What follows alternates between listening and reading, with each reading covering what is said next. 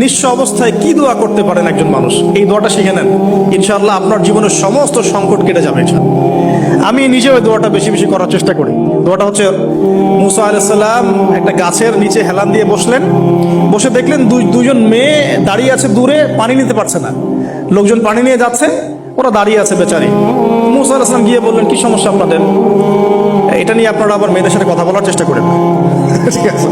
তো মাহারাম গায়রা মাহারাম মেনে চলেন। তারা বললেন যে আমাদের বাবা অনেক বৃদ্ধ মানুষ, আমরা পানি নিতে পারি না যতক্ষণ না আমাদের কম পানি নিয়ে চলে যায়। মুসা আলাইহিস সালাম তখন একটু বললাম না, ফিজিক্যালি খুব স্ট্রং ছিলেন, থাকে না বডি বিল্ডার, সামনে গিয়ে কথা বলে সরব পানি নিতে দাও, তখন মানুষ একটু মূল্যায়ন করে না।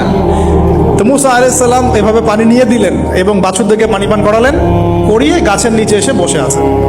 বসে বসে তিনি দোয়া করছেন, এই যে দোয়াটা তিনি দোয়া করছেন, রব্বি, একটা নেক কাজ করলেন, নেক কাজ করলেন না, মানুষের উপকার করলেন, নেক কাজ করে এসে গাছের নিচে বসে দোয়া করছেন, আল্লাহ এখানে তো আমার খাবার পানি বাসস্থান কিছুই নাই, আমি কি করব? রব্বি ইন্নী লিমা আনজালতা ইলাইয়া মিন খায়রিন ফাকির। অর্থ হচ্ছে, হে আল্লাহ, তুমি তোমার পক্ষ থেকে আমার উপরে যে নেয়ামতগুলো দিবে, আমি এর জন্য ফকির হয়ে বসে আছি।